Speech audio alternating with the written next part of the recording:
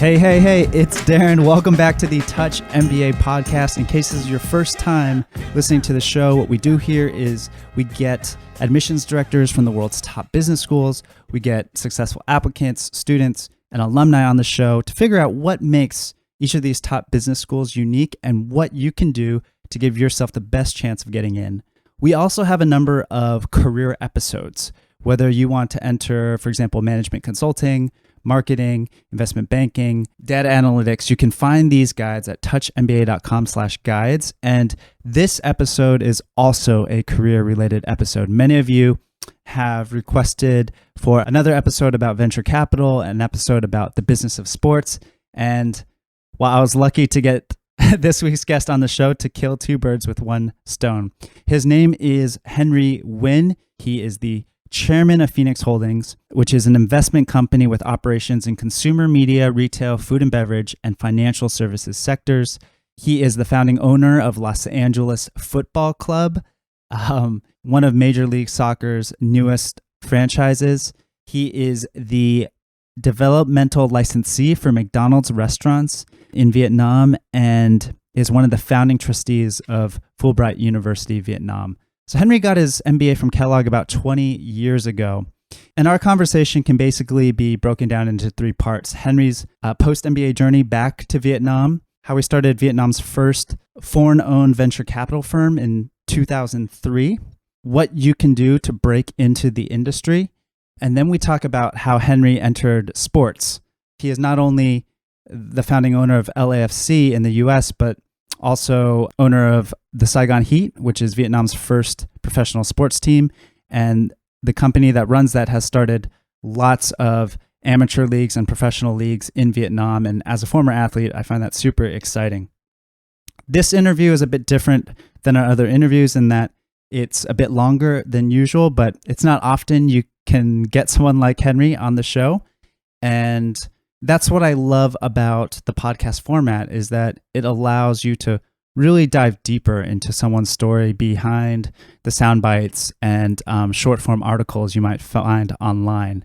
So I really enjoyed this opportunity to hear and learn more about Henry's story and how he was able to do what he's done. And I believe in this interview, he leaves a lot of clues to his success. And he's also just a straight shooter and has very strong opinions to bright young people and entrepreneurs about whether they should get an MBA, what type of MBA they should consider, and what the value of an MBA is from his experience. So I really hope you enjoyed this episode as much as I did. And remember that if you want to get free profile help, some help with school selection, go head over to touchmba.com.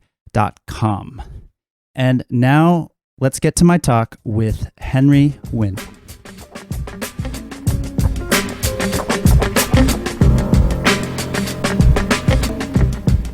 I'm so excited to have this next guest on the Touch MBA podcast. I'm honored to have him on the show. Let me first introduce him. His name is Henry Nguyen. He's the chairman of Phoenix Holdings, an investment company focused on operations in technology, retail and consumer, fintech, sports, and media. And prior to Phoenix, he has served as the managing general partner of IDG Ventures Vietnam, a private equity firm, I believe the first venture capital firm in Vietnam, right, to focus on technology, consumer media, and telecom investments. He's also the help me out here.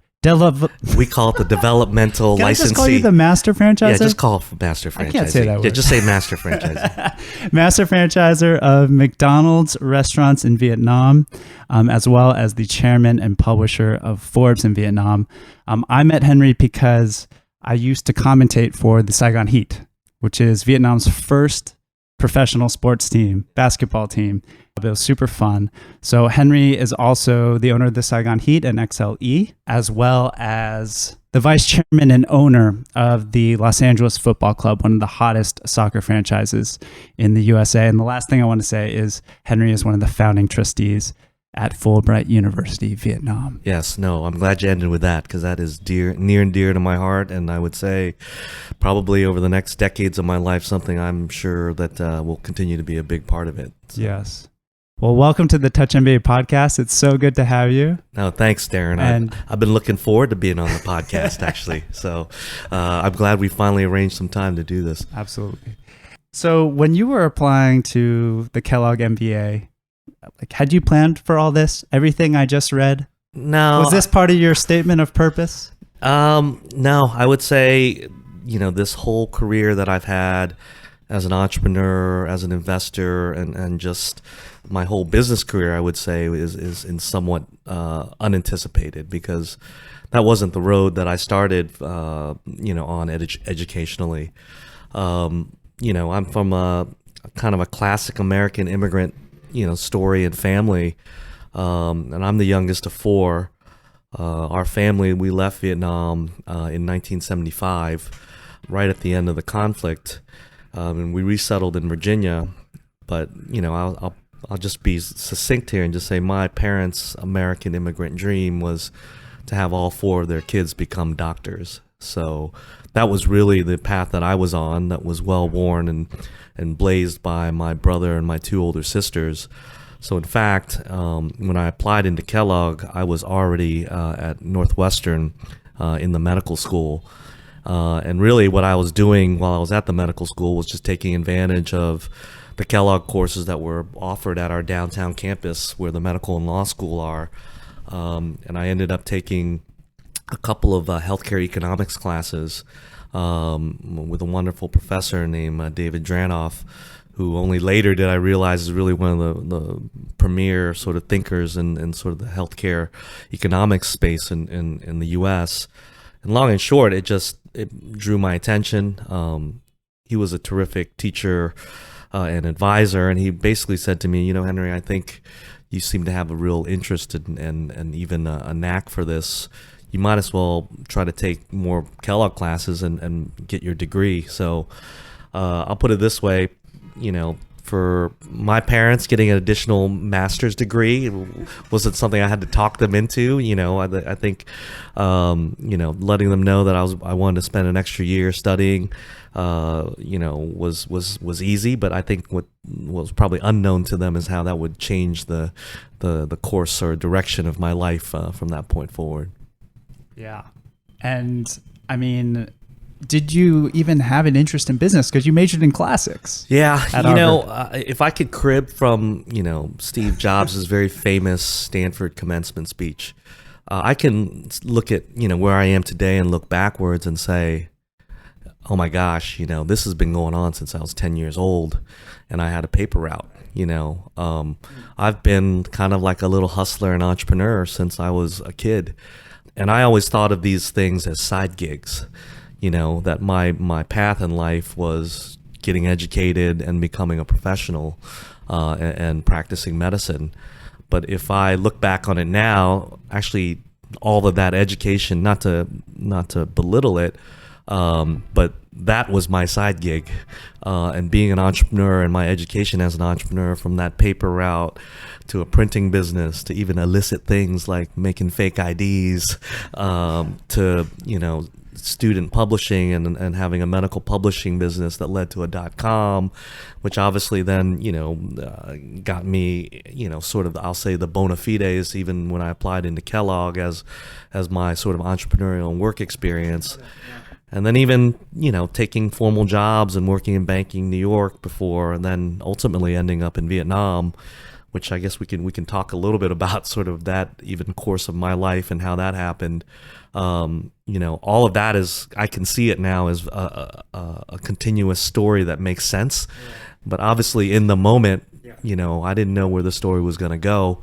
And in fact, I didn't even know what was the real plot, and what was the real theme. So, I think these are things that obviously, as you go through college and then into your 20s and 30s, you're a young professional, and then even to the meat of your professional life, that narrative becomes clear.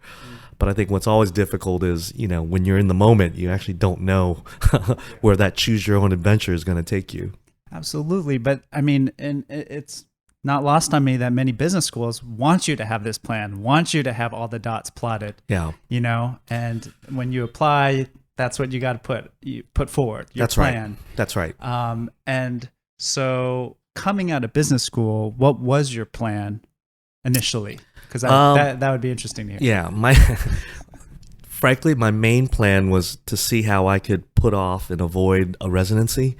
But like I said, I look very fondly back on my medical education, and I really loved it. I learned a lot from it, and I would say I loved the whole process of it. I also loved what I'll call the two principal components of modern medicine, which is the diagnostic aspect, so problem solving, and the patient care aspect. Probably the greatest thing that I still take away from today is, in terms of as a skill, is just understanding people. You have special privilege as a physician to walk into a room and basically be able to ask someone anything, and being able to understand and have empathy and compassion, but also cut through to what a patient's underlying problem is, instead of trying to just treat symptoms, right? And that to me is a remarkable education in human nature, in science, in compassion, and in even society, because you start to see sort of the effects all these things has on an individual in terms of their health and well-being. And I've taken that with me, because I'll say this, probably one of the things that just like any sort of skill, you kind of have all these reps, is that, I get to beat probably 10 to 12 new patients a day on average, and you got to get in the room and figure out and understand this person as quickly as possible. So even those skills today translate to when I work with either, associates and colleagues, partners, potential hirees, et cetera, and getting to the bottom of understanding someone. So, but when I left business school, I'll put it this way, I pretty much went through all the standard recruiting because of, of course I had a curiosity of what investment bankers did to earn that much money, or, there's a romanticism of being a consultant from the outside that I also, started to understand, talking friends who did it as a living and career, that, it's a grind and it's a tough life. But all those things I was curious about. So that's kind of where I first ended up. I ended up on Wall Street after school, okay. Partly because, basically your total compensation in a year was almost 10 times what you could earn as a medical resident, right? And again, this is, we can get into a larger conversation about how we value different roles in our sort of capitalist society in the U.S. But I was still sitting on the outside going, I wonder what it is that, that allows you to earn so much money, right? So even my years on Wall Street was, again, it quenched a certain curiosity, but I also thankfully realized that that wasn't the railroad tracks that I wanted to be on ultimately.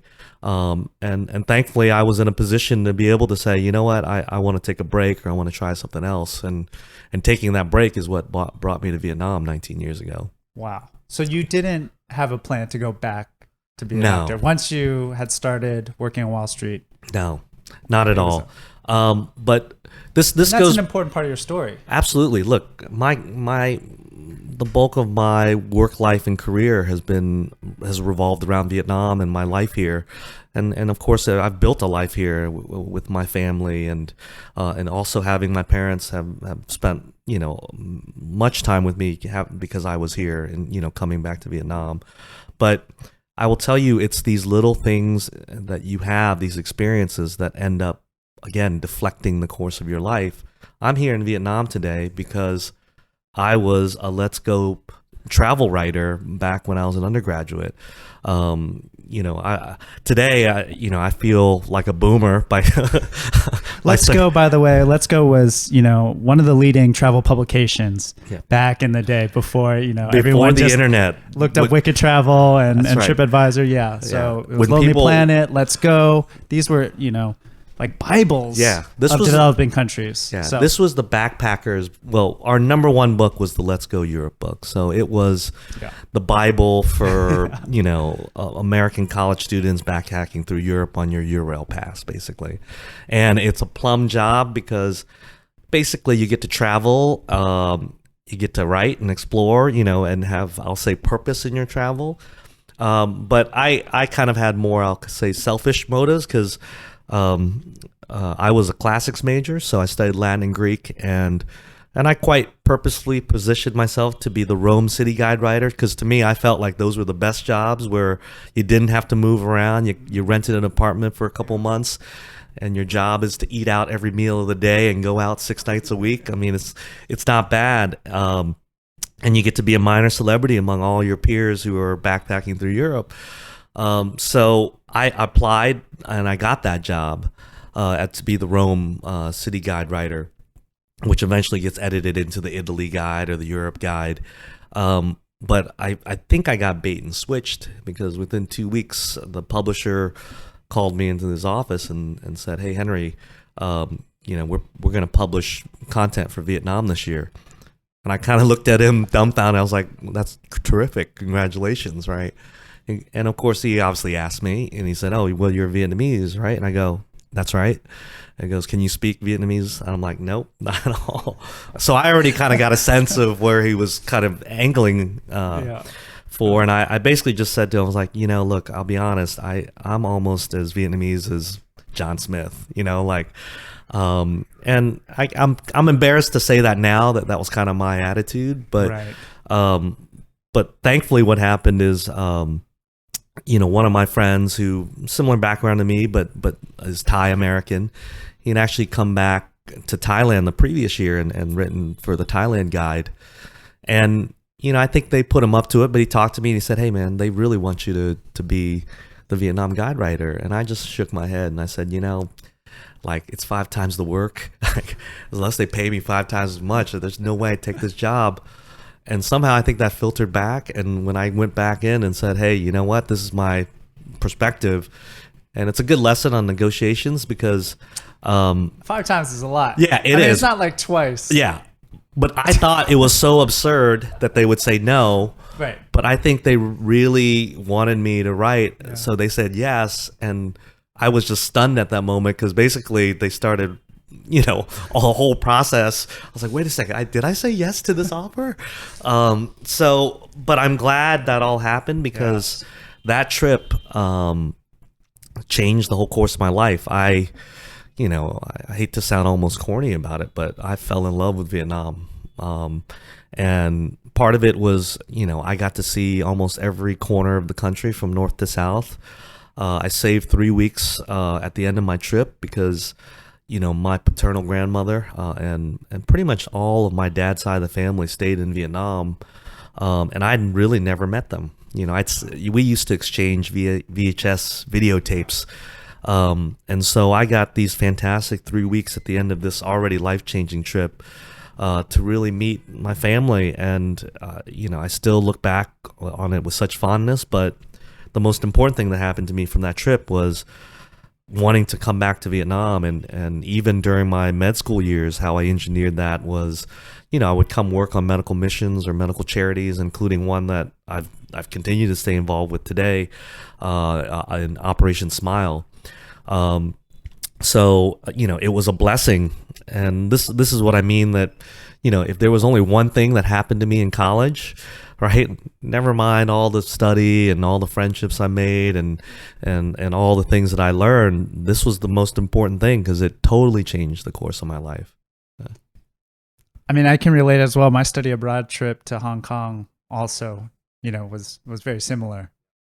Just understanding my mother, who's from Hong Kong, much better, my family there, and that's what inspired me to want to come out to Asia after. So that's why I strongly believe in student exchanges, especially at that college level. I mean, that just can change someone's life and just perspective on the world and understanding different people. Absolutely. So, I'm with you 100%. I'm sure there's also a lot of Anthony Bourdain fans out there. He often puts it correctly that to be able to experience other people's cultures, whether it's through travel or through food or and being able to interact with others makes you feel a certain universality, and then you'll find yourself gravitated to something, through those adventures, and it's totally invaluable. So.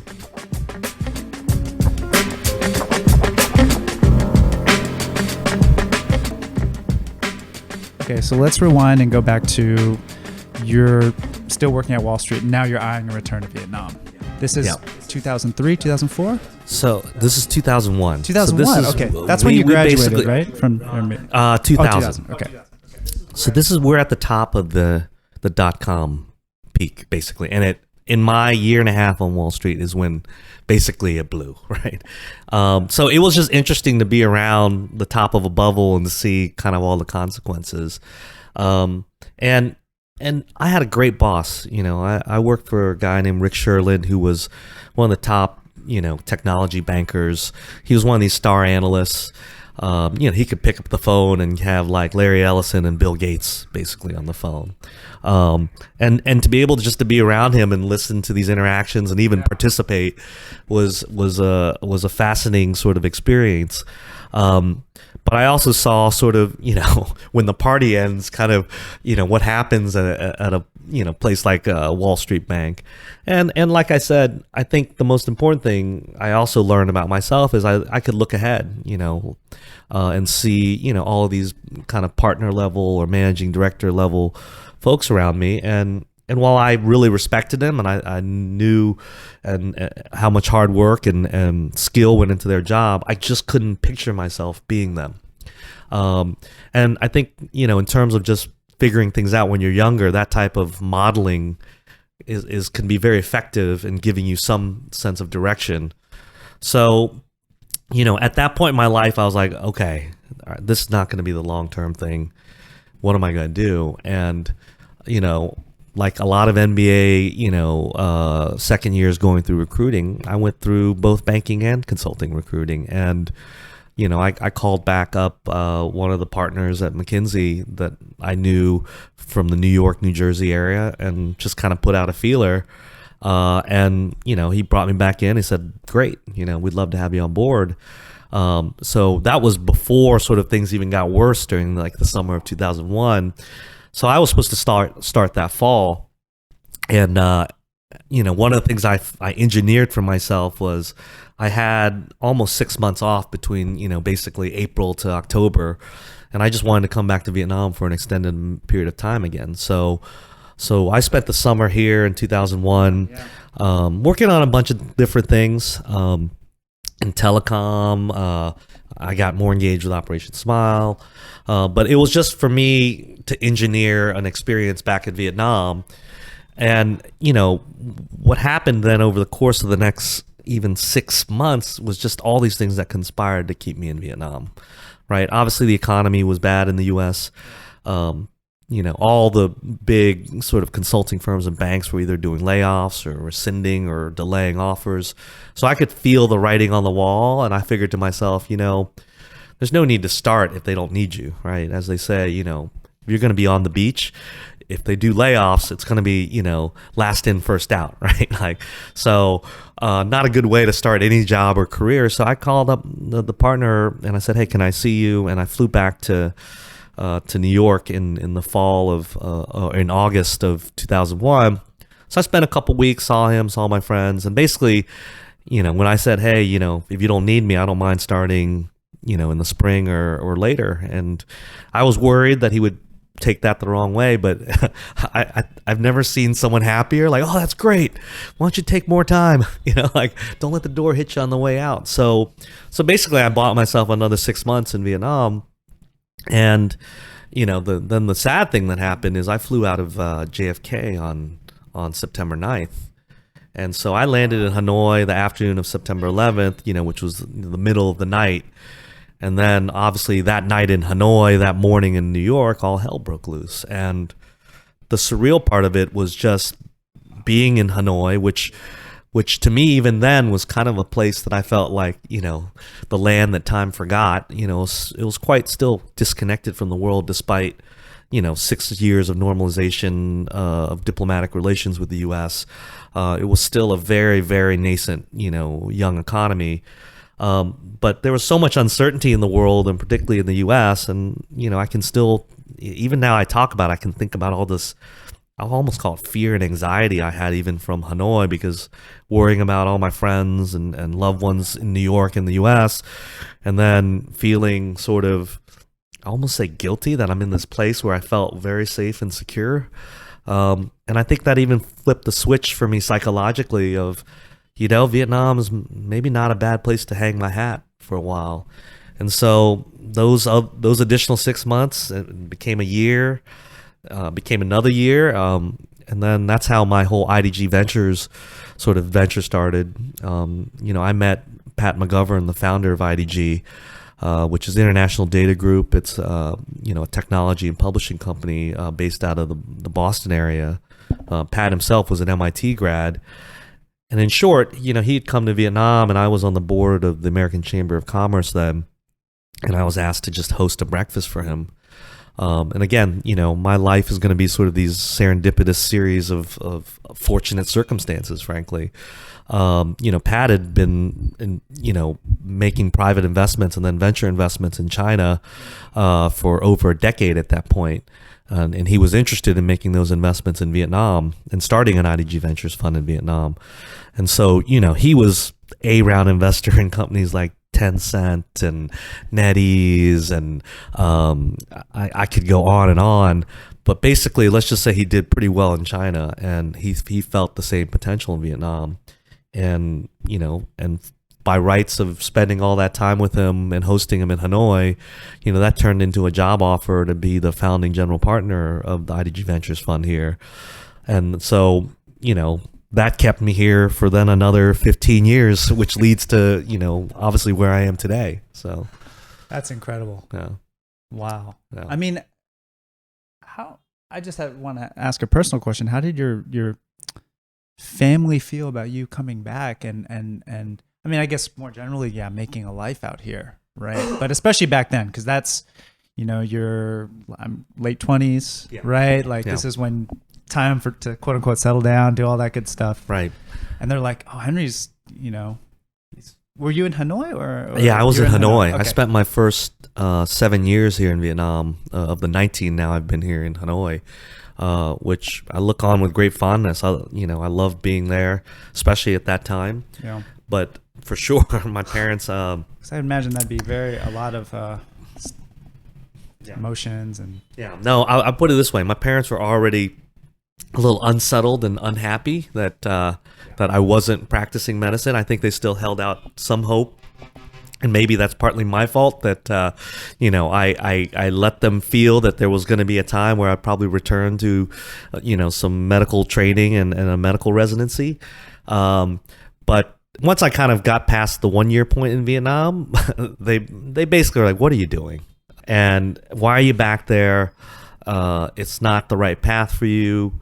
Of course, they were also, concerned that, Vietnam wasn't a place that I would be welcoming for, a Vietnamese returnee.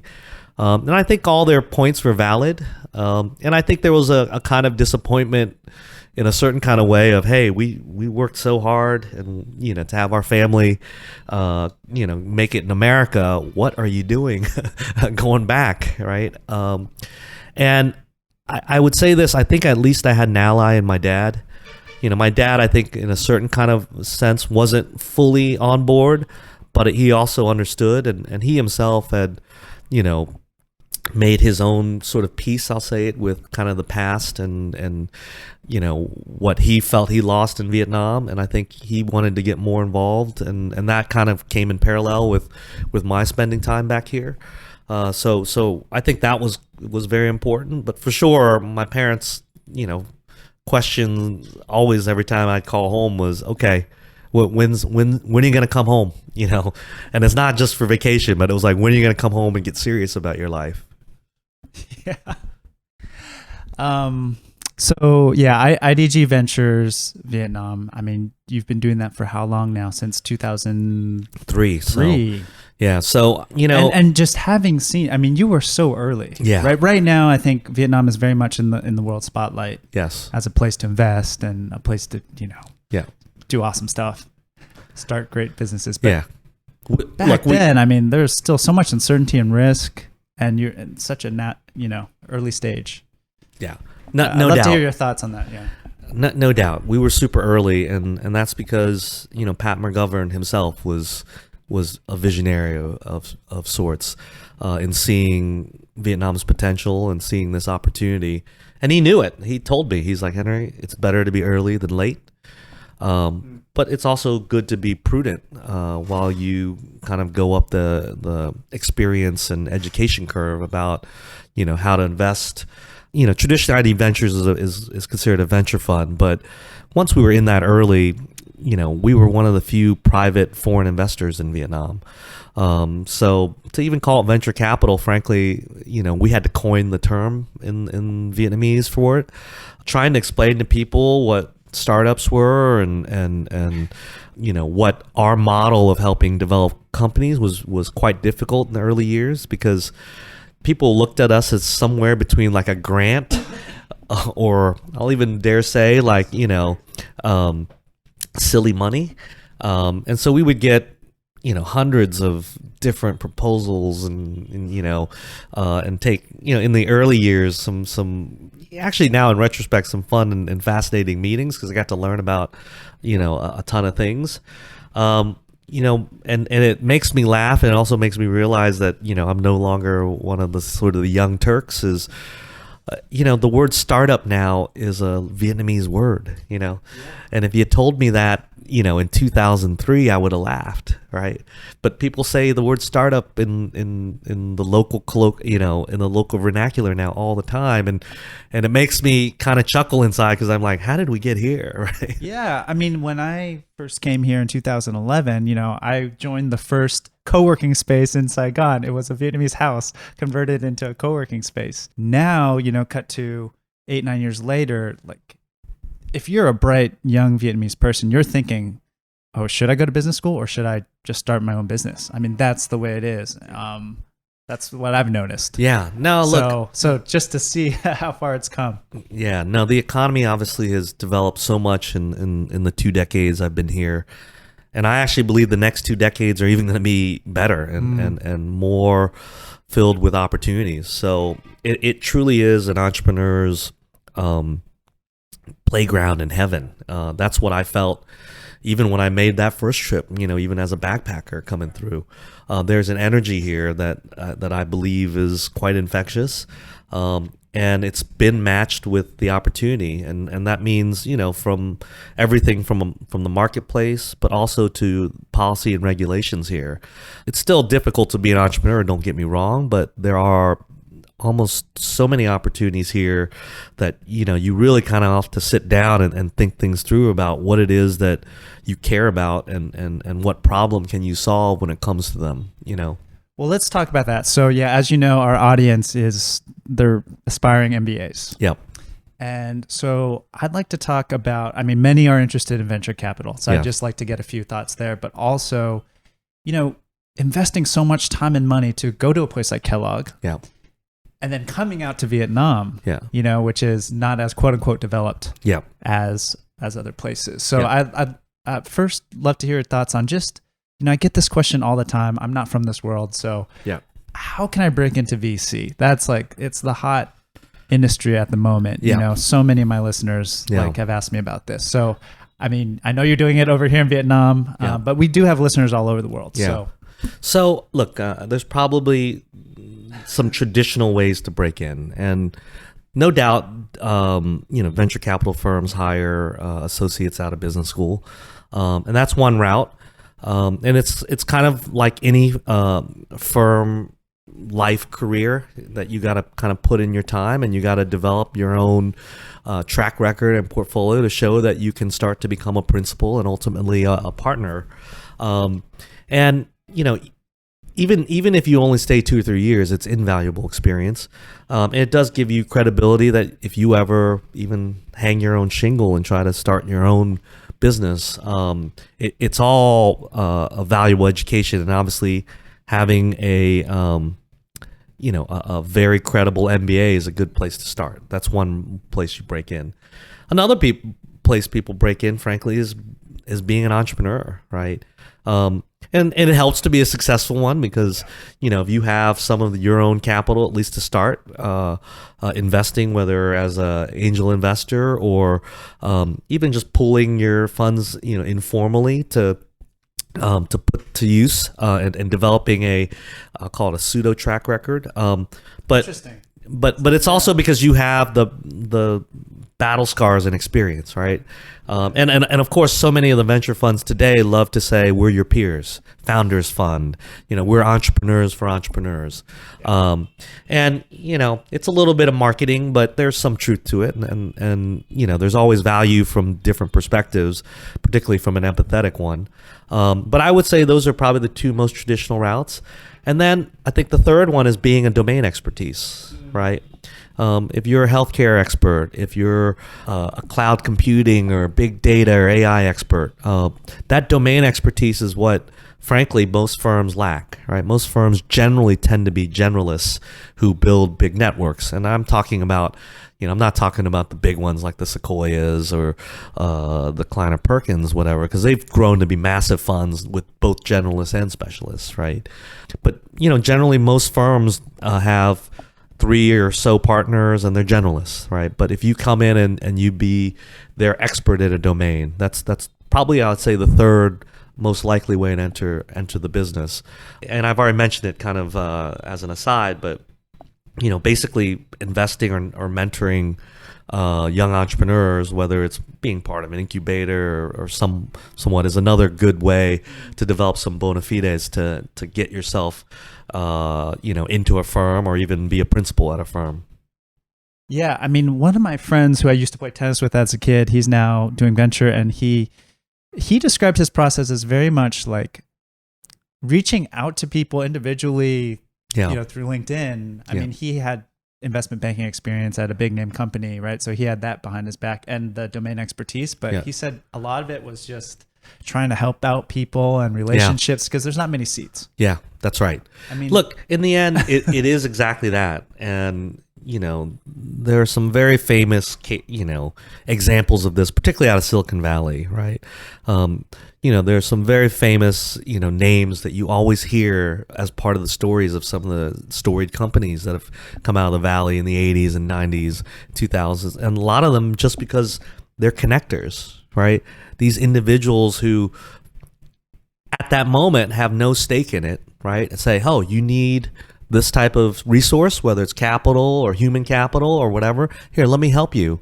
And they then become part of the narrative of story of these companies and opportunities. So you almost have to have extreme faith in your abilities to seek out opportunities. But the venture capital business, quite honestly, is a game of statistics and probability. You just have to have as wide a funnel and network as possible, so that if I use now, just extend it to like a fishing metaphor, that net is eventually going to capture a big fish, and you have to cast that net as many times or make it as big as possible, and that's kind of the sort of metaphor for a successful career in venture particularly. So wow, I have so many follow-up questions to that, but let's let's move on a little bit. So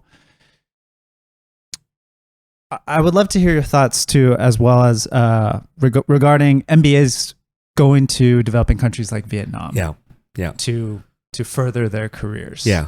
So look, the one thing, and I know you're the true expert of this, but I have enough associates who've worked with me, friends, and just in general, I also love to engage with a lot of young entrepreneurs and high achieving professionals here. And of course, the MBA question always comes up. And for me, look, I sometimes feel slightly, I'll even say hypocritical when I advise against getting an MBA, because look, I have it. I've definitely benefited from it in ways that I can explicitly name, and probably in many ways implicitly that I sometimes am not even aware of, right? Because it does give you credibility. And particularly if you can, graduate from one of the top, 10, I'll even say global programs. We tend to be a little bit American-centric, myself included. But when you're out in the world, there's obviously a bunch of programs throughout Europe and even here in Asia, not just the ones that are affiliated with the U.S. schools that are very good programs. And I always kind of try to probe a little bit to people who ask me this advice of, okay, what is it that you want out of this? And why do you think this will benefit you? And, quite frankly, maybe at that moment, they don't have the full articulation of what they want and why they want it. But it's important to at least have people around you and people that you can look to as sort of mentors or sources of greater experience, just to get to the root of that. Because one is, the MBA is a great tool if you're trying to go through some sort of career transition, right? The classic one in America, maybe you served in the military and now you're looking for a career in business, right? Perfect. Maybe you've been working in a corporation and you're really interested in banking and consulting, right? That's the classic sort of transition too. I'll add sort of, maybe just take a quick aside. A lot of times people tell me, it's like, oh, I want to become a successful entrepreneur. And I'm like, I'm not sure the MBA is for you, right? It reminds me of one of the most popular classes at Kellogg in my time. The professor, it was an entrepreneurial finance class, but basically it was talking about the whole venture capital sort of cycle and process. And I can always remember his first day of the class is he asks everybody, why are you here? Right? And they raise their hand. They go, oh, we want to become great entrepreneurs. And he's like, you're in the wrong place. Right? Wow. And this is in 2000. Yeah. This is during the height of the. Yeah. This is in '99. Right? And why? And he got to his point. He goes, if you want to become an entrepreneur, just go and do it. Right? Getting an MBA is, in fact, it's going to set you back. And that was his point, which is, one is, you're taking yourself 2 years out of life, right? Back then, the indebtedness was probably just around 100,000. It's much more now, probably 160 or 180,000 for one of the top American programs. And you have just increased your opportunity cost, right? Most entrepreneurs make it because if they don't make it, they're done, right? That a do or die attitude is what usually carries, a lot of businesses through the leanest and toughest of times versus I have an MBA.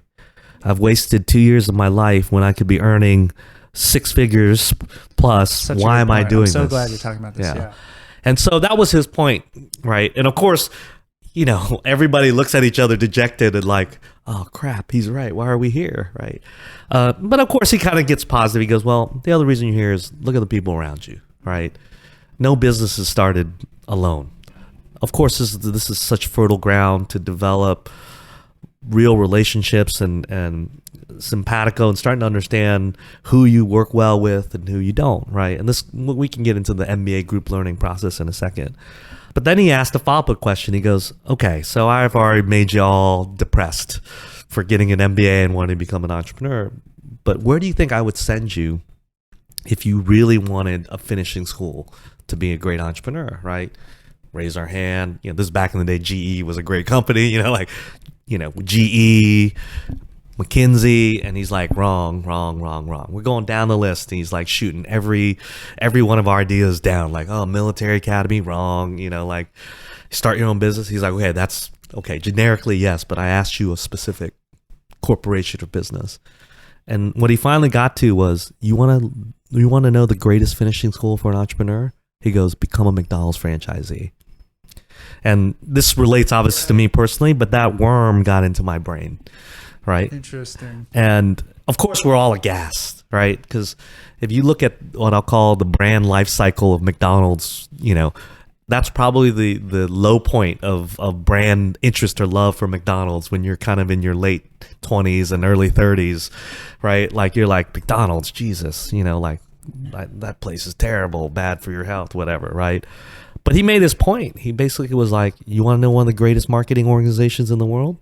McDonald's. You want to see one of the great operational companies in the world? McDonald's. You want to see one of the great supply chains in the world? McDonald's. Do you want to see one of the greatest financial models of how to build a real estate business? McDonald's, right? And he just went on. And I think he actually blew everyone's mind, at that moment too. But, he kind of basically said a lot of these things you're often forced to learn on your own, right? Nobody taught Jeff Bezos how to do e-commerce and how do you build warehouses. They figured it out, right? And that was basically his point. So, getting an MBA is maybe can give you some self-confidence and maybe some additional tools, but the great entrepreneurs do it themselves. So those are the ones who I almost shut down immediately. Like, if you're trying to be an entrepreneur, don't worry about it, right? Be confident in yourself. I know you feel that there's some magical knowledge universe that you can access getting an MBA, but quite honestly, there's not. Right. I'm not saying the content of learning and the courses that you take in business school aren't important, because you can learn some really fascinating stuff. But if you're going to try to make it as an entrepreneur, go make it as an entrepreneur. Right. And that was kind of one of these lessons that stuck with me. But beyond that, look, not to be cliched, because I know you've got this all covered, I'm sure, with recent past interviews too on your podcast. The other massively important thing is the relationships you build. And that's why I also, coach or at least advise against just doing a executive or online MBA, because even though, yes, you may interact with your classmates every once in a while or even a semester that you're together, it's not enough, right? It really is everything from, getting mad at each other because, someone didn't hold up their end of the assignment, to, late night drinks and tacos at Taco Burrito Palace #2 on nights out, right? You can't replace that. That's a process that takes time. And those relationships are, again, one of the most valuable things you take away from that experience. And not because it's even direct, right? Of course, sometimes it's great because your classmate helped you start a business and you guys were successful partners, but it's other things. It's just that fellowship, or, hey, you know what? I'm rolling into Dallas or to Spain and, one of my friends is there, right? And of course you learn from other people, because, the big programs, and this is almost the self-fulfilling, prophecy or cycle of rankings is, why do you go to Harvard Business School or Wharton or Kellogg or Stanford? Well, they're the top ranked ones, which means they attract the most top interesting candidates who have the most diverse backgrounds and from the most interesting places, right? That's why you want to be at those programs. Beyond, look, they have great infrastructure, great professors, great teaching. The reputation and brand is definitely important too, right? So that's where, again, I try not to be hypocritical about it, but I say, look, just get to the real, core reason why you want to go. And if it's just I want an MBA behind my name, or, I think it'd be nice to have a degree, I usually coach against it.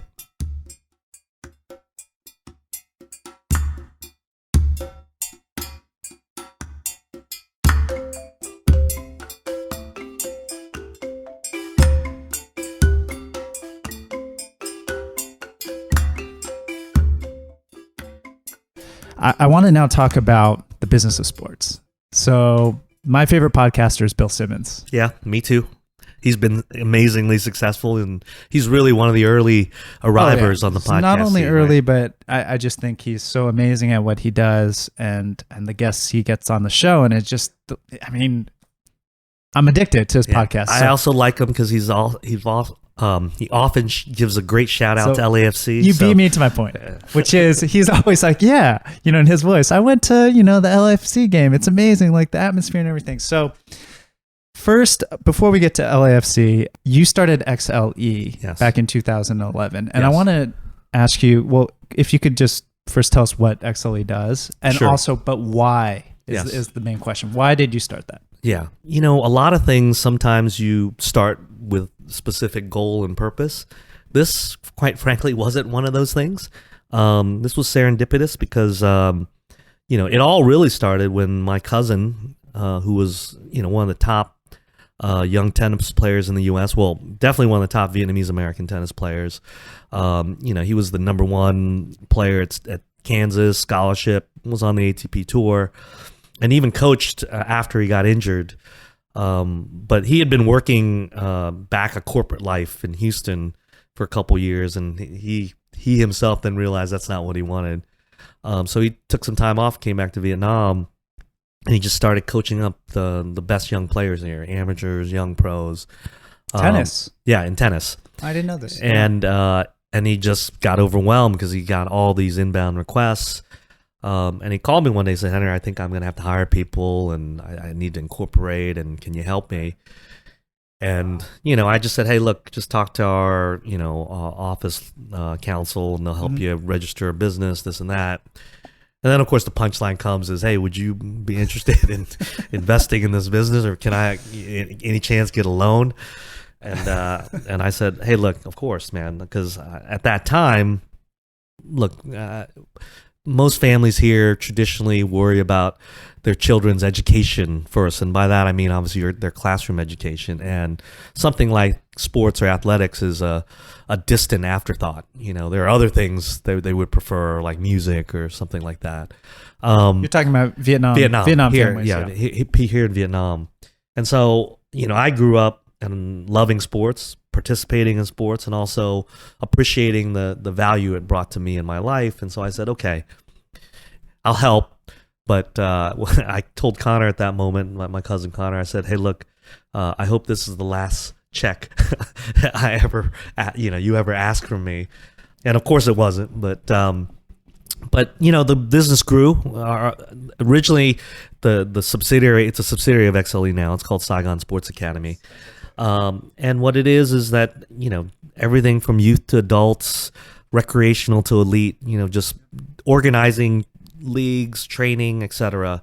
And I just felt that was a contribution I could make. It's stuff that I took for granted growing up in the suburbs of Virginia, that there was always, Little League baseball and Pee Wee football and, all of these kind of grassroots efforts that had existed. And, so many in the U.S. Yeah, whereas so here, there's, the people love the game of soccer here. So there's obviously a lot of people who play recreationally, and there's not enough these little mini 5-on-5 or 7-on-7 kind of artificial turf fields. But, I see more and more of them popping up. But, look, as a good American, as much as I love any sport, I wanted to bring other sports to Vietnam outside of soccer. So obviously there was tennis that we traditionally started, basketball, swimming. We had a great chess program even. So, yeah. So all those things just, warmed my heart, and the business kind of sustained itself until, I got a call from Connor. Actually, I take this back. I got a call from the founder of the ASEAN Basketball League. He himself is one of these kind of legendary. ASEAN is the Southeast Asian region, so the Association of Southeast Asian Nations. Yes. And his name is Tony Fernandez. You can almost call him like the Malaysian Richard Branson. Yeah. AirAsia. AirAsia, founder of AirAsia, the leading budget carrier here. And so, he started this regional basketball league, and they had gone 2 years, and I'd followed it. But he called me and said, hey, Henry, we'd love to have a team from Vietnam. I said, great, let me connect you with people I know, sports minister. I called up Connor, and I guess I really didn't fully explain to him the premise of why the ABL, the ASEAN Basketball League folks, were coming to Vietnam. And so after meeting with them, he called me and he said, hey, Henry, what do you think? And I go, well, first of all, I didn't even remember he took this meeting, right? So I was like, think about what, right? And he goes, oh, the ABL people were here. I was like, oh man, what did they find out? What do you think about their prospects? He goes, I think it's very interesting. And I go, okay, so why are you asking me what I think? He goes, well, what do you think about having a team? I was like, no, that wasn't the purpose of the meeting, right? And look, when you're trying to influence somebody or convince someone of an idea, you always have to get to the crux of the matter. And Connor knew the right button to push with me, because we're both, sports fans and sports fanatics. And he just goes, well, Henry, haven't you ever wanted to own a basketball team? And I was like, or own any sports team? And I'm like, yes, I have. But and I think every person who loves sports probably has some version of that fantasy, right? That's why we play fantasy sports.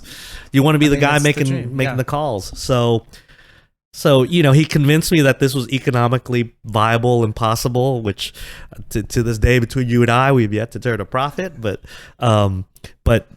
I was drawn in, and he was totally right. And part of it was, part of my enjoyment of sports comes from that togetherness, that sharing of some sort of emotional journey during a match or a game.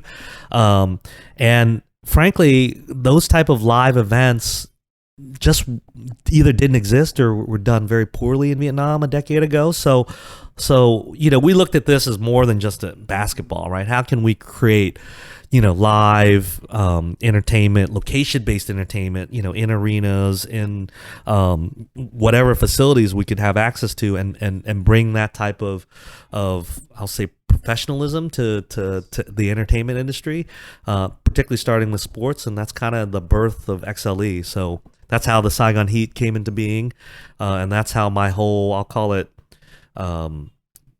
unplanned for and unintended, career as a sports entrepreneur began. Yeah. It's amazing. I mean, and you guys are doing university game leagues, and that's right, and a professional basketball league within Vietnam. That's right. And so it's not just, it's at all levels. That's what I find really interesting. It's from grassroots to professional, and again, and everything in between. If I if I share with you how my wife puts it to me, she says, I see what your whole approach to business is. It's what you're either familiar with or what you love that Vietnam doesn't have, and you bring it. And I go, yeah. Why wouldn't I do that? Because that's what I know, right? That's the domain expertise I can bring, or the experience I can bring. So the way I always put it is, we started a pro basketball team, right? And then, obviously part of this league, and we've become, leadership and owner of the ABL, that we said, hey, we also need a domestic basketball league, our own version talent. We very, I'll say unashamedly called the VBA, a la NBA. And part of it is that we knew that we had to develop local talent. And, I eventually became, probably by default, the chairman of the Basketball Federation in Vietnam. And, we wanted to develop our national teams, both men and women. So, the Vietnam University games that we created were basically the NCAA of Vietnam, right? And we knew... They never had anything like that before? No, they were always informal. Like off and on kind of matches, right? Or sometimes leagues. Like within certain cities or regions, they'll have informal sort of like futsal tournaments and things like that. Volleyball, I see a lot on TV. Volleyball. But nobody had consistently done it. There hadn't been what I'll call a real central approach to it. And that's kind of what we brought. We partnered with the National Youth Union. And, again, this is what brings, people together. One of the most important associations in your life is your school, right? The way I always put it is, I may love the Pittsburgh Steelers, right? But I never lived in Pittsburgh. I have no stake in them besides my emotional stake, right? But, I went to Harvard. And Harvard, not necessarily a traditional sports school, but I'll tell you what, whenever I watch any Harvard game, it could be water polo, it could be, our football team or basketball team, like I care more about that because that is actually me, right? Like that carries my identity with it. And that's why we felt like, hey, we have to create the Vietnam University Games, VUG in Vietnam, because we didn't see enough what I'll call pride in your school, right? I can look back now and laugh. I'm sure we all used to, sort of like, bow our heads and like, moan when people would talk about school spirit or whatever. But that mindset, that culture that we have in America for athletics with your schools and having that connectedness doesn't exist here. Because the way I always put it is this. I'm proud of Harvard. Obviously, it's an amazing institution, great professors, great students. So when they win Nobel Prizes or, Rhodes Scholarships, I kind of do like a silent, sort of fist pump. And, I get psyched that my school is, people associated with my school are doing great things. But, I don't call people up and cheer about it, right? But I'll tell you this, the only time I've gone back to campus, in the 10 years, or I should say the 10 years after I graduated, was the Harvard-Yale football game. Right? Again, sports has a special convening power, and that's part of why I love it, right? And to me, being able to spread that culture, that fun, that experience is why we have XLE, why we started Saigon Heat in the first place, and then why we've created all of these different sports platforms here in Vietnam. And it's been rewarding and enriching, definitely beyond the business aspect of it.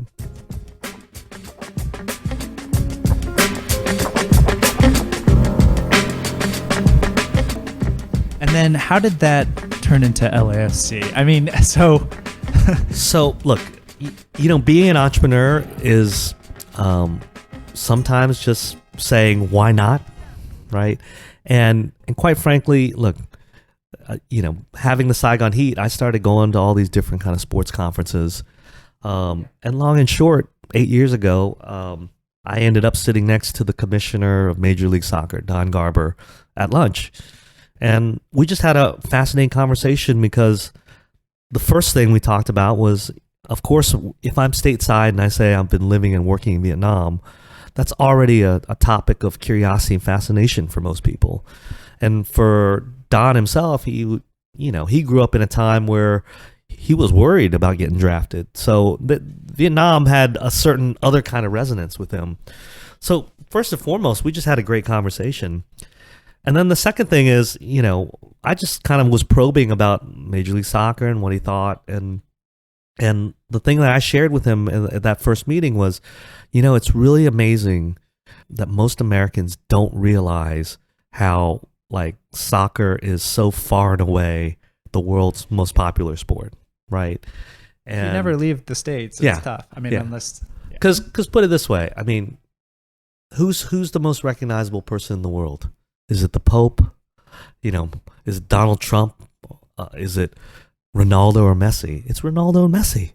Because to more people in the world, soccer is relevant than other stuff, right? And that power is why, one of the things I can remember discussing with him is, I said, it's funny is we could go around the world, ask people if they've ever heard of the New York Yankees, right? The premier baseball team, the LA Lakers, the premier basketball team, the Dallas Cowboys, the premier American football team, or the LA Galaxy. And it will blow Americans' minds that LA Galaxy will outrank all three other teams combined 10-1 by rights of David Beckham, right? And so, and that kind of just led to the end of our conversation. I was like, hey, the MLS definitely has potential. It's growing in America, but man, you guys got to really push for greater recognition outside, because that's the business opportunity that Major League Soccer has that even, NFL football or baseball don't have, right?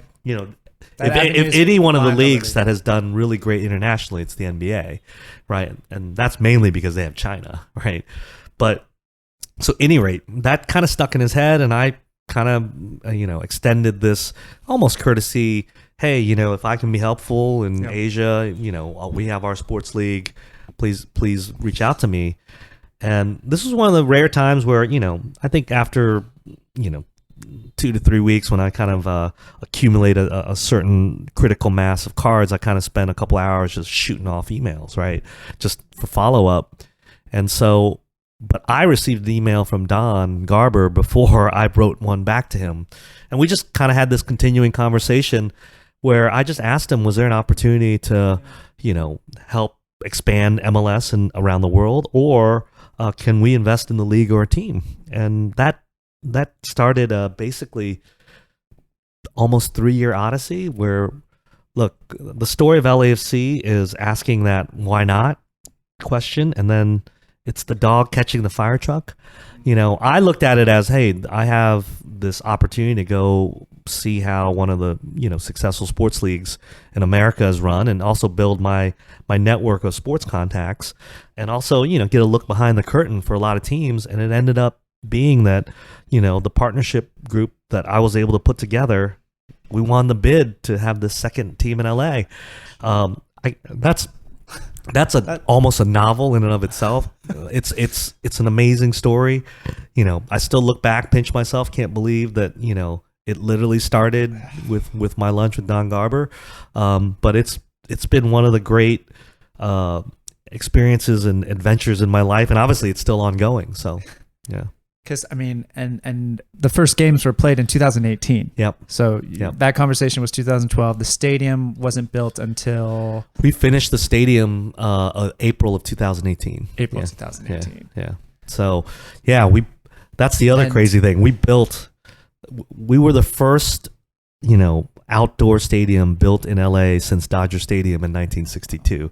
That just tells you how hard it is to build these type of things in big cities, not just in the US, anywhere. Yeah. Well, our mutual friend Benny, That's right. and my former fellow commentator Yeah. on the Saigon Heat games. That's right. That's how these 6 degrees of separation That's work, right. right, Darren? So we got to give him a shout out. But Yeah. every time I'd go back home, I'm in Angeleno. Every time I go back home to LA, he would show me, okay, this is where we're planning to build it. And Yeah. then this That's is right. like the first stage. And then, over the years, it was amazing to see. And even though I haven't been to a game yet, I Yeah. went to a concert there. Yeah. He took me, and what a incredible stadium it is with that view of the skyline and everything. Yeah. So congrats on that. I want to No, say. thanks. Yeah. This is one of the almost rare or even impossible endeavors that has almost been 100% of what I hoped or imagined it could be, right?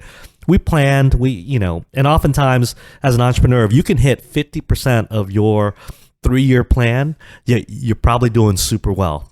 We hit 100%. And yeah, shout out to Benny, who's our mutual friend and connected through Saigon Heat. But even Benny's story is awesome. Benny and I met because he came to Hanoi back in the mid 2000s as the head of the Clinton Foundation initiative there.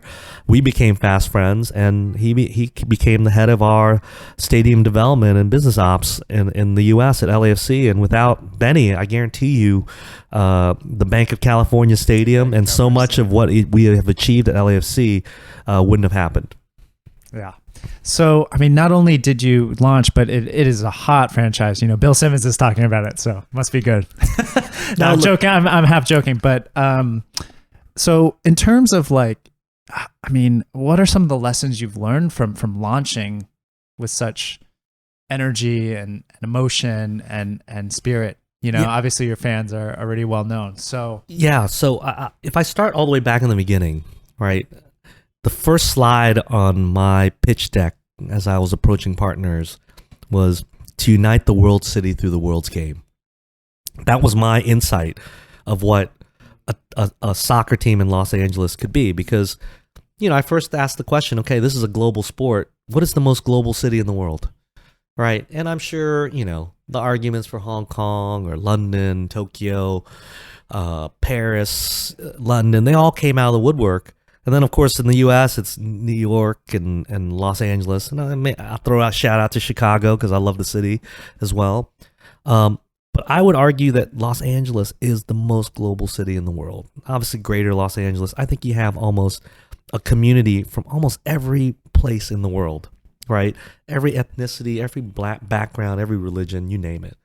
So to me, soccer then is very relevant in the city, except it's very balkanized, right? It's, if you're positive about it, you say LA is this tapestry or mosaic of all these wonderful things. If you can be a little cynical and you look at LA's real history, it's a segregated place. And we're at this time and age, we're coming to grips with all of these issues that come living in a multiracial society. And I wanted to be a uniting force for good. That's what what we talked about before about what sports can do. Right. And frankly, the way I said to my partners when we started is this is a political campaign. We have to win hearts and minds almost one at a time. And that means we have to have values that stand for something beyond sports, right? Well, first of all, we had to stand for something beyond sports because we had no team, we had no coach, we had no stadium. And of course, in the beginning, we didn't even have a name, right? We came up with Los Angeles Football Club. One is, football club is kind of a classic nomenclature for, any soccer club around the world, especially Europe. So FC, okay? 2 is we like the word club because it also differentiates a little bit about, the professionalization of sports in America as corporate entities. When you're looking at an NFL team or an NBA team, that is a massive corporate enterprise. But the the meaning of club is this very grassroots community thing. And the joke was when we came up and decided on the name Los Angeles Football Club, of course, we put it out to fans, and we didn't have many then. And it was clear that that was the direction it was going. But I can remember sitting in the office when it was just me, Benny, our team president, and 2 other staff. And we were like, well, this is Los Angeles Football Club, the 5 of us, right? And so, we had fun with it. And secondly, we were able to acquire the domain LAFC. That makes a big difference. But again, all of these pieces kind of fell into place. 2 is, why did we have to run this sort of grassroots, hearts and minds campaign, besides not having a team, is that whole stadium process, as you know, is a very political process. And so down to every little detail. That is where our team president, Tom Penn, and Benny were masterful at navigating this. And again, a lot of the skills that Benny picked up in Vietnam, I picked up in Vietnam, in terms of, what I'll call civic influence, was very influential in how we did this. And then on top of that, I just have great partners that came on board as well. I'll start with our chairman, Peter Guber. Peter is also the chairman of the LA Dodgers. He's also the chairman of the Golden State Warriors. Those are 2 pretty darn good sports franchises, right? And a lot of that experience and intellectual capital he brought to our enterprise is amazing. A lot of times you as an entrepreneur, you have to learn your own lessons. But bringing in partners like this, I got a wonderful education in, what I'll say, in sports, in entertainment. He's also an extremely successful Hollywood producer, right? But ultimately, that core message of unite the world's game, or world city through the world's game, was so on, right? To build this place where we knew we had to be different from all the other teams in LA, because basically I said we had 11 competitors, right? This is the only city in America that every league has 2 teams. You've got the Clippers and the Lakers. You have the Angels and the Dodgers. You even have 2 hockey teams. This is Southern California, right? You have the Ducks and the Kings. You have I'll add USC and UCLA. Oh, that's no small matter. Yeah, that's no small matter. So you're competing already for so much attention in this market, and beyond that, you're competing for the beaches and the weather of Southern California. So, some would say that was a foolhardy idea to even think a soccer that's still, frankly, finding its footing in America, to have a second team. And not only that, to go against the Galaxy, which is, frankly, they're the glory team of our league. They're the Man U, Liverpool combined of our league. They're the New York Yankees, Dallas Cowboys, right? But the insight we realized is that was their positioning. They were the glory team, the champs. We were the people's team. We were the city's team. And so a lot of that started playing off on how we needed to position ourselves. And then, of course, how we won fans. Because, look, there are well over 10 million soccer fans in LA, but for some reason, only about 15-20% of them follow MLS. And that's because they have their home team. Home country team, whether they're from Korea or Mexico or Argentina, or even if they had their sort of European team, Barcelona, Man U. And in fact, all of those teams have their LA fan clubs where they'll get together on, usually Sunday mornings. Maybe it's just an excuse to drink at 10 a.m. on a Sunday, but they'll have their pub or bar somewhere where they get together, watch the games. And we literally just went to all those clubs. And we just said, hey, look, you may love Barcelona. You may love Man U, right? And you have every reason to. But we're your hometown team, right? If you can't be with the one you love the one you're with. And I'll add one additional major thing that I would say has been critical to our success is really our support of developing an independent supporters union. What do you mean by that? Independent supporters union. So, this really comes from the traditions of soccer supporters in Europe, where, basically there are fan groups that usually have their own seating section, or sometimes no seats, it's standing only. And they are the heart and soul of the building on game day. They're singing, they're chanting, it's coordinated, right? They bring the energy that really, I'll tell you this, we have a massive home field advantage because of that. And because we were able to design our stadium from scratch, we basically started from there and built the stadium around it. So our independent supporters union is called the 3252, and that's because there's 3,252 spots, because it's standing only in our north end of our stadium. They picked their own name. They loved it because 3252 adds up to 12, the 12th man. And they thought it was timeless, right? And we said, this is your union. We support you. We also grant you sort of the sanction, because the other things that we have are very specific rules, right? You know, things like there's very common sometimes homophobic chants, or even racism rears its ugly head in football, particularly in Europe. And, you know, we had to lay down the law and say we are, sort of a no tolerance policy for any of these things, right? We're family friendly. You know, we're here to cheer and enjoy a good time. That does include alcohol, and that's where you kind of have to have this balance of how you manage this. Because we want people to have a good time, and infringing on someone else, to us, is basically, you know, something that we cannot allow. And again, it goes back to unite the world city through the world's game. That's really at the core of who we are as a team. It even expresses ourselves on our roster. You know, our head coach, Bob Bradley, the day we recruited him, he got it from the first minute. And, you know, again, like I said, this has been, you know, a dream so far. I mean, it's fascinating to like go behind the scenes and kind of see how that all came together and was put together, and how everything's fitting in. I mean, to bring this back to MBAs really quick, I'll ask you this question with sports. What value do you think MBAs can add in this industry, in this space?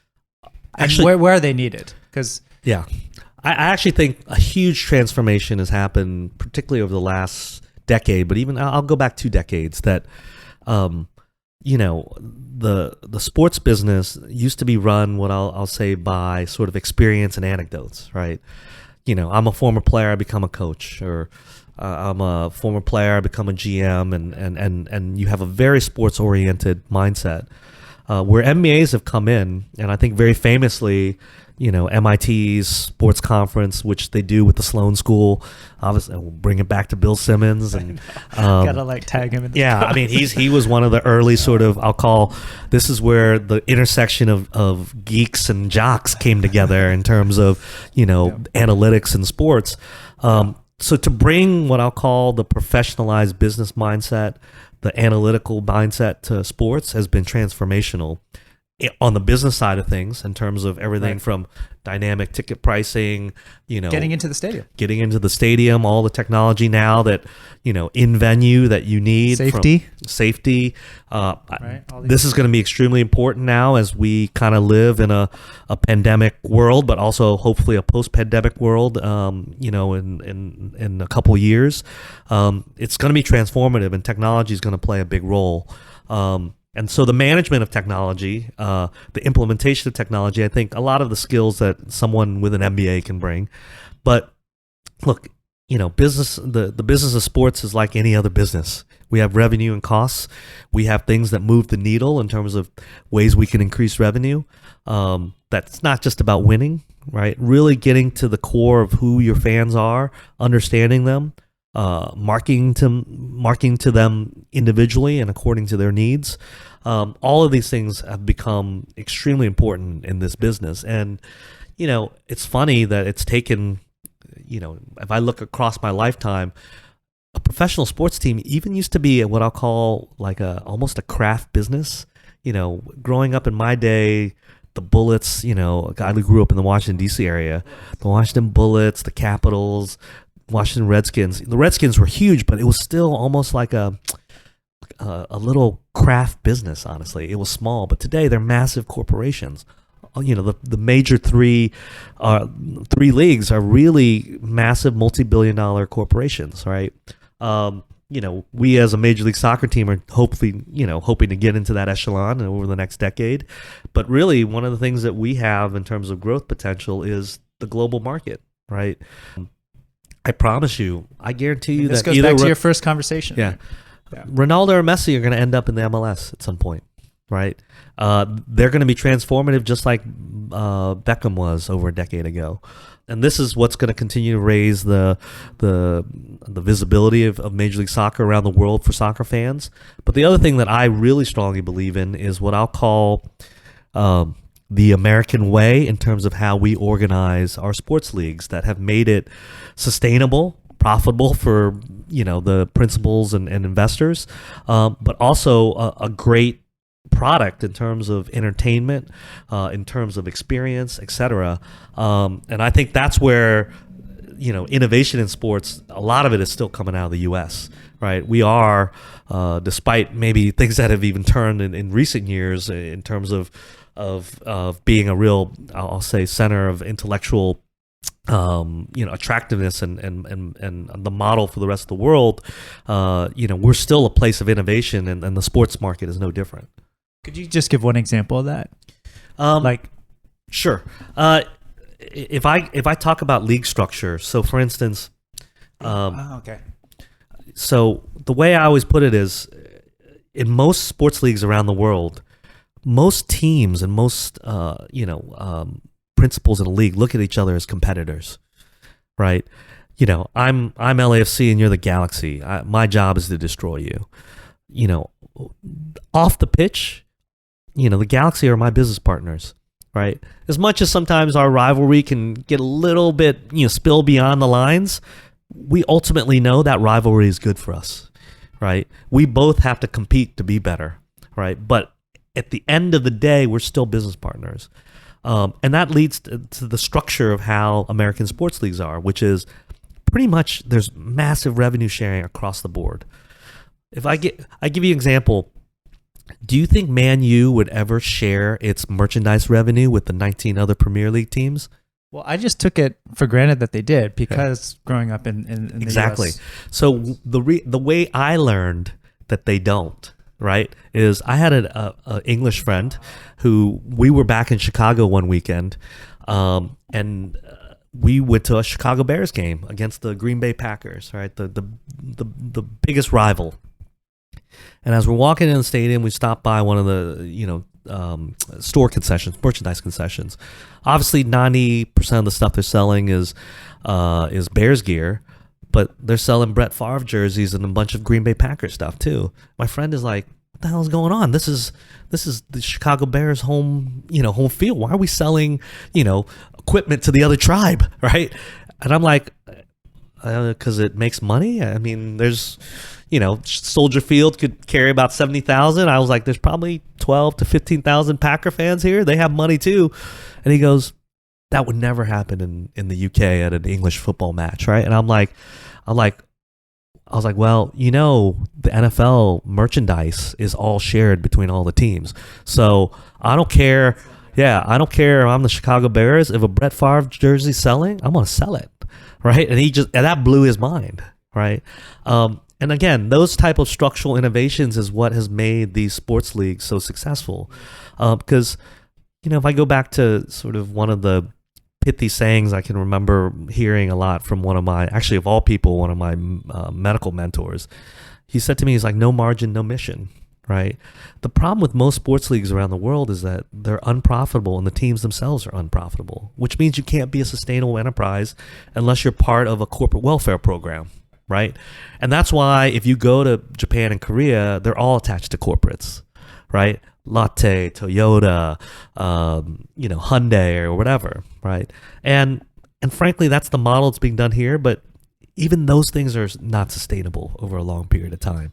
You have to have the team on its own as a business be able to sustain itself, and be able to manage itself financially. But unfortunately, in the vast majority of leagues, all sports around the world, it's not.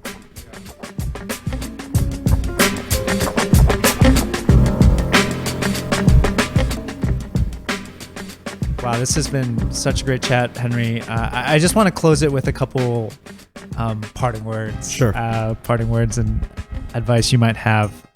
So I have 3 questions. The first is, just personally, how do you manage all of your various ventures and engagements? I mean, from the very first introduction I gave, right? Like, I can barely do 3 things a day. Yeah. So look, I like to joke at this point in my life, I get to take credit for other people's work. And that's basically what it comes down to. I'm not trying to be facetious here, but in truth, all of this has happened because of all the wonderful people I've had the opportunity to partner with, work with, mentor, supervise. That's the key to success. And this goes back to even our core, why go get an MBA, right? I think most people who achieve success in life, they do it because their personal relationships are strong or their personal networks are vast. It's some combination of that, right? No success is ever achieved, in a vacuum by yourself. And frankly, for me, it starts with the person I wake up to, every day. It just happens that we are a couple that happen to just have very similar interests and skills. She herself is probably one of the most remarkable entrepreneurs I've ever met. And even that, her skills as an entrepreneur are so different from my skills, right? And thankfully that's complementary, but also more importantly is to have that support starting from your home and family is critical. Put it this way, this whole LAFC adventure, right? She encouraged me. Right? She knew that I was just interested and I was so excited making all of these new relationships, learning all this in the process. And in fact, she quite rightly kind of, I will say almost prepared or managed my expectations to be like, hey, look, it may not end up that you're going to be able to, get into the MLS one, but don't worry, right? And so when I remember the moment when I called her and told her it happened, and, she was quiet on the other end of the phone, and I was just, I was in actually a state of shock when our group was informed that we'd won the bid, because I myself had never expected it to happen. And she got right to the heart of the matter after congratulating me and telling me how proud and happy she was for me. She basically got to the crux and she goes, "You're going to be away a lot, aren't you?" And that's when it hit me. I was like, oh man, I didn't even think that far ahead in the story. And she's totally right. For about 3.5 years of my life, like I lived, and you have half in twins, Los, you have twin daughters. Twin girls.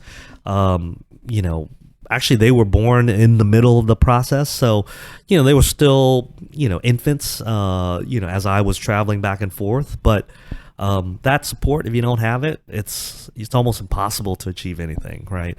But beyond that, I'll tell you this. Yeah, you know what? You list all of these kind of things I'm involved with. All of them have incredible leaders and CEOs in those businesses. And a lot of that, look, I'm not trying to be falsely humble about this. Where they came from is from that pursuit of wanting to meet people, learn from others, that curiosity to again, pursue new relationships, right? And it gets harder and harder as you get older and older, quite frankly.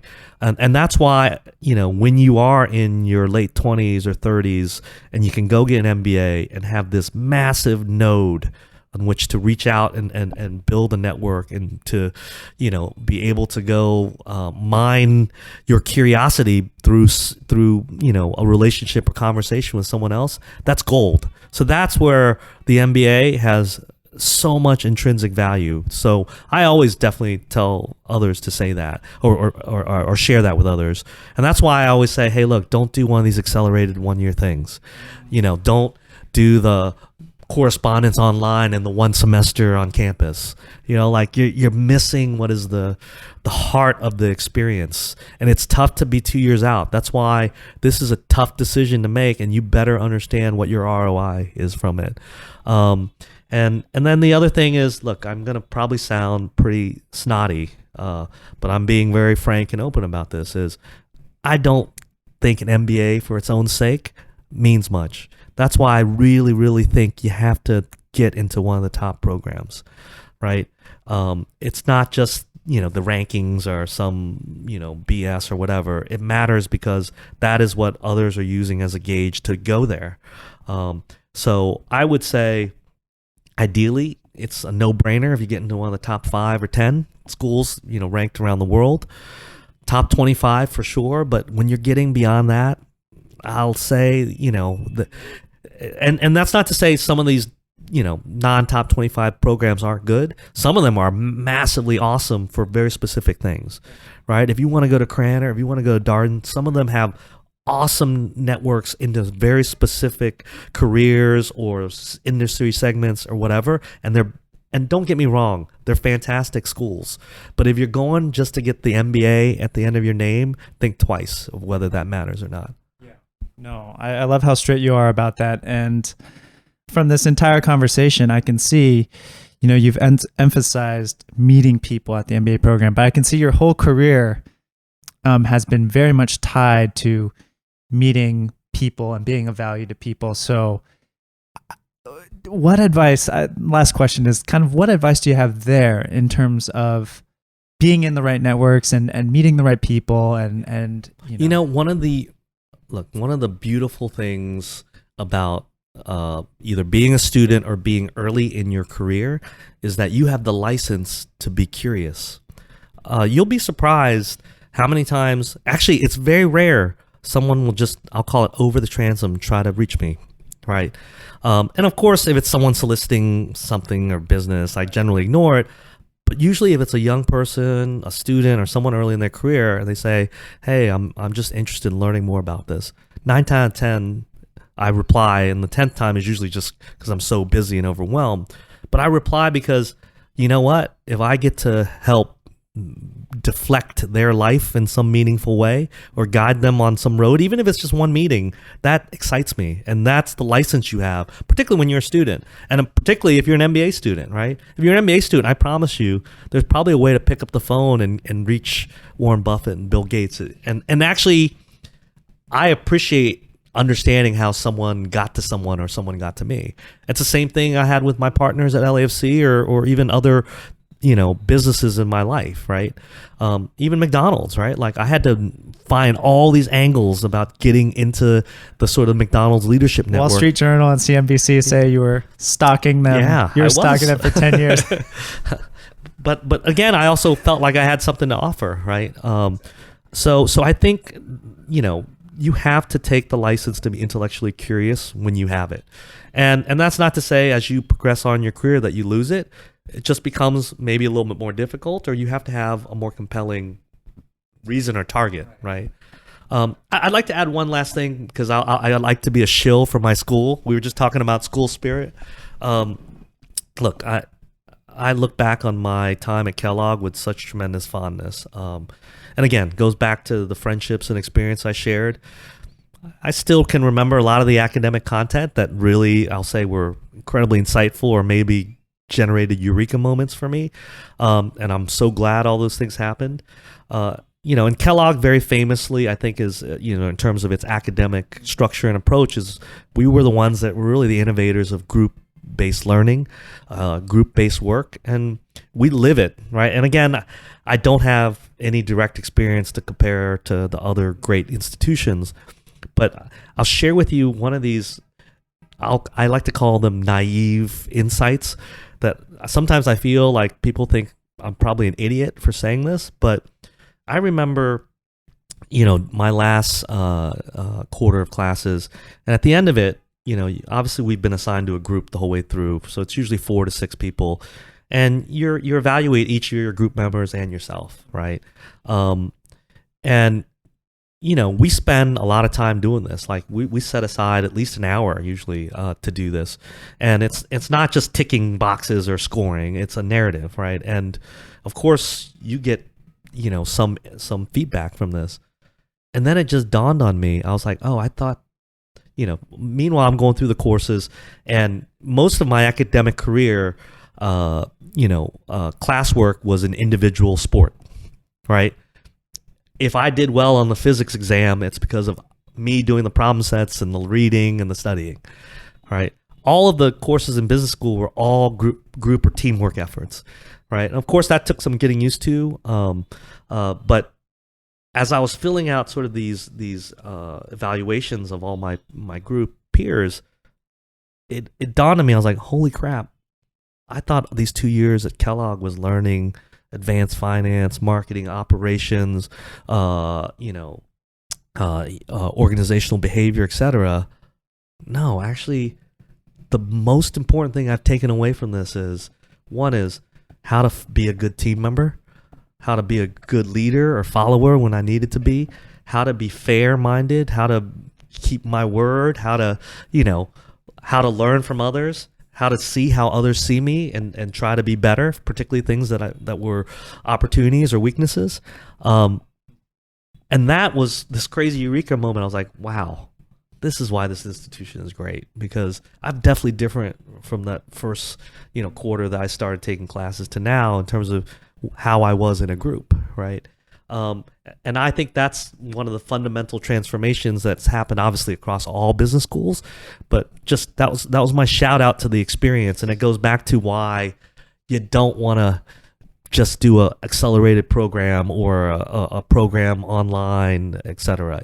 You won't get it, and that's one of these massive skill sets that again is about time and repetition. Yeah, right? and investment, personal investment into that process. That's right.